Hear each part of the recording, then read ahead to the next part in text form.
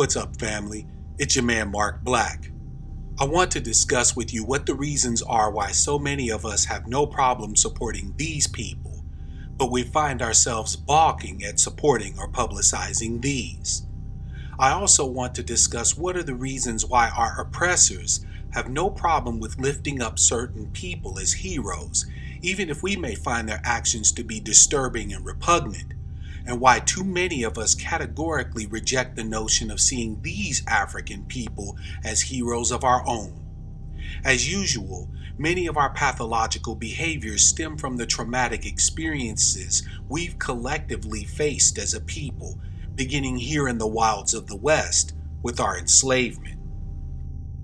Now, this video will not be an exhaustive treatise about our enslavement, as this isn't a documentary, but we do need to discuss some key ideas and actions to help guide us on the path. The first thing we need to understand is that slaves aren't born, they are made over and over again. Slavery is a physical condition, however, enslavement is primarily a mental and emotional process. All of the physical trauma we've experienced and continue to experience here in the diaspora is by design. These atrocious acts are done in order to instill the psychological framework necessary for us to accept and help to maintain our enslavement. Because of this, our enslavement was one of the greatest atrocities committed against all of humanity. To get to the root of why we react differently to our emotional and mental anguish than any other ethnic group, we have to discuss exactly what was done to us and why. When we first arrived here on the shores of the West, we were from different tribes, nations, and cultures. We were Mende, Fulani, and Igbo. Being thrust together in the hellish fires of slavery, we began to do what any group of human beings would do. We began to come together in common unity, organize, and most importantly, we began to resist the oppression of the Pale people. Of course, the Pale people were not going to take our resistance lying down, and thus began the series of physical and psychological processes that were instituted to not only enslave us, but to systematically maintain our submission and degradation and their domination. I need to remind all of you at this point that while these things I will discuss were initiated by the Pale people, as of 2016, we are firmly and fully aiding and abetting them in maintaining our own oppression. Don't you worry, I will detail what, why, and how we're doing this. The very first thing to note is that we don't have to act the way we are today. During our American enslavement from the early 1600s through the Civil War, there were consistent revolts, uprisings, and rebellions. This should be common knowledge by now, but it isn't, and there's a specific reason why. If we collectively understood that there were many of our ancestors who not only resisted enslavement, but were willing to go as far as open and bloody combat in order to liberate themselves, it puts the lie to the whole idea that we have to wait for the Pale people to finally wake up and set us free. We would understand clearly that they never had and will never have the full intention of allowing us to be free. We must and should liberate ourselves in every area of people activity. Now let's examine exactly what was done to us and how we are still reflecting the psychological trauma from those experiences. During the enslavement process, we were physically abused. The slavers used horrible physical trauma to damage not just our bodies, but our psyches. Everything from whippings and beatings to rape, both homo and heterosexual, there was no option for instilling fear and terror that was off of the table. I need you all to pay close attention to this next part, as this is one of the most painful traumas we experienced.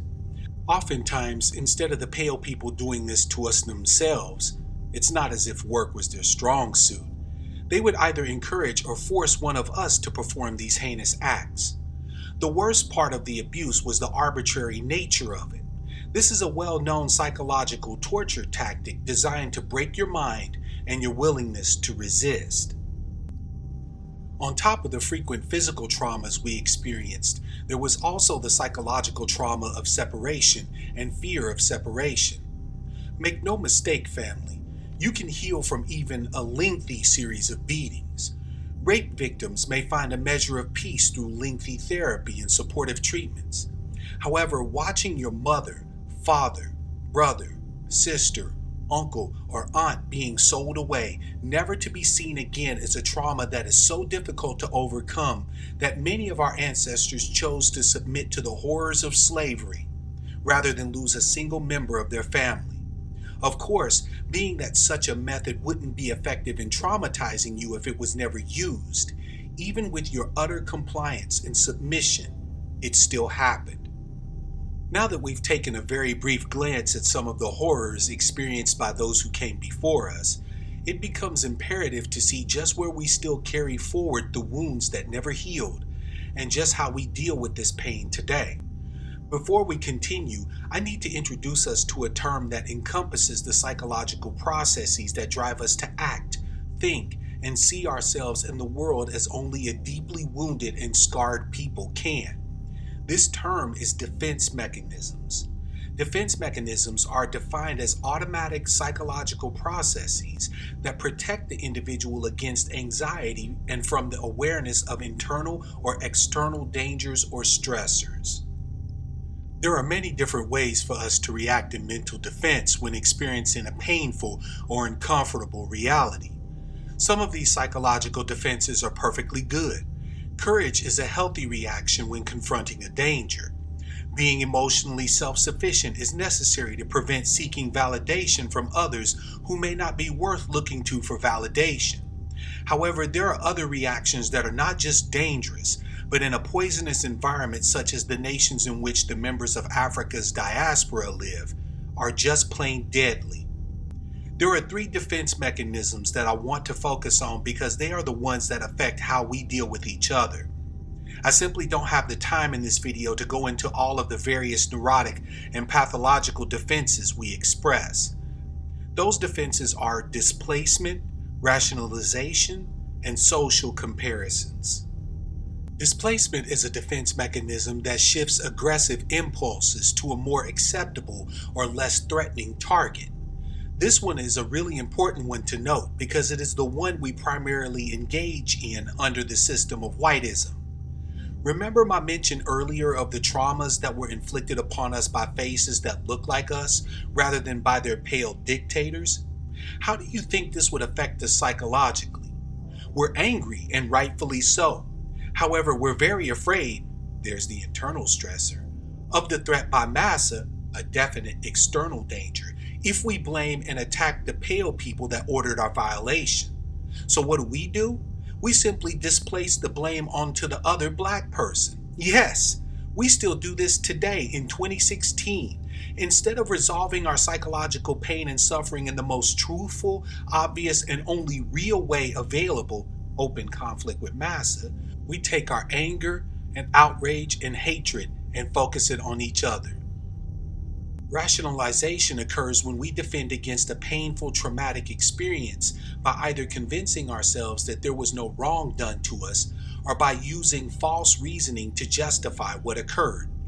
No matter how obviously abusive, hostile, or downright murderous an act is committed by one of the pale people against us, not far behind the pale people, there will be one of us with an apologia in defense of them.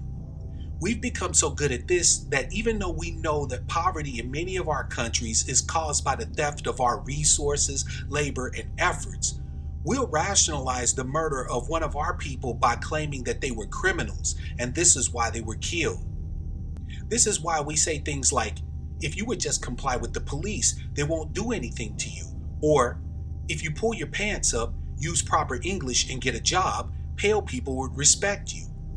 We all know and deep down have always known that what they do to us is random, arbitrary, and only serves to keep us fearful, subservient, and off balance.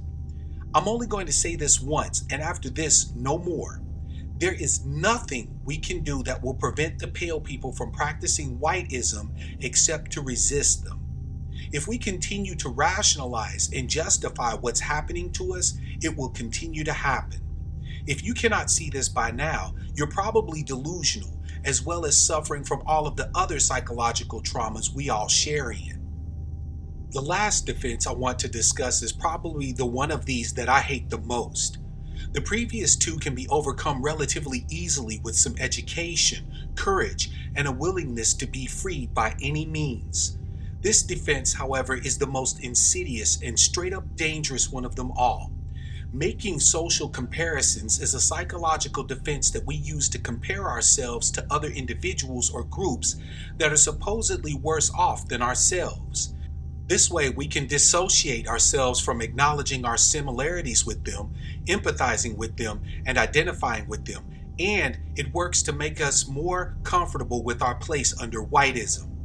This has been the one tool that the pale people have used to great effect. Let's examine how even in 2016, social comparisons still cause us to divide rather than unify. Under this system of whiteism, the very color of our skins have been used by us to determine the value of human lives. You know the old saying, if you're white, you're all right. If you're brown, sit down. And if you're black, get back. Colorism is a plague and a bane in the existence of Africans all across the diaspora.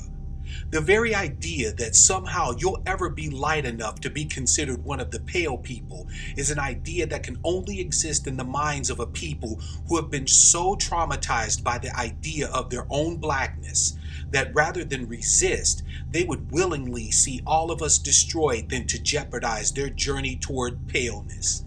It gets worse than this, dear family.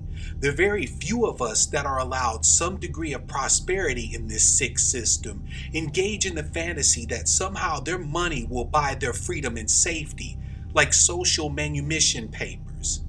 So they are able to look down on the rest of us and wonder why we all haven't gotten up on their level, instead of seeing the truth of the matter.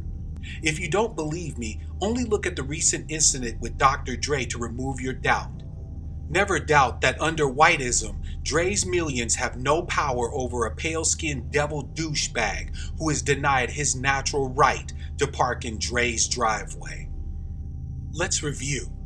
By displacing our justified anger, outrage, and hatred onto other black people, consistently rationalizing and justifying the atrocities committed against us on the daily, and using social comparisons in an attempt to distance ourselves from blackness in general and other black people specifically, the poisonous wounds from our distant past are continuing to wreak havoc upon our people, and the pain and suffering many of us feel as a necessary concomitant of seeing the truth of whiteism is not able to draw us together.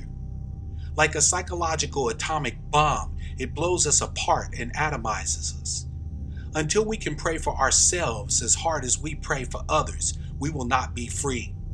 Until we can say, I am black, and identify with not just our families, neighborhoods, or blocks, but with every other black face, both in the motherland and the diaspora, we will never be safe. Until we take the time to develop collectively psychological defenses that work to strengthen our bonds with each other and heal the traumas that continue to drive our actions even today, we are doomed. Make no mistake, family. Whiteism in all of its Hydra-like forms is your common enemy, no matter who, what, and where you are. My pain is yours, and we can and must bear it together. My brothers and sisters, kings and queens, it is long past time that we finish the work our ancestors could not. Again, this is your man Mark Black. Share this video wherever you're able. Like it and subscribe to my channel if you haven't already. Until next time, love, peace, prosperity, and real power to my people.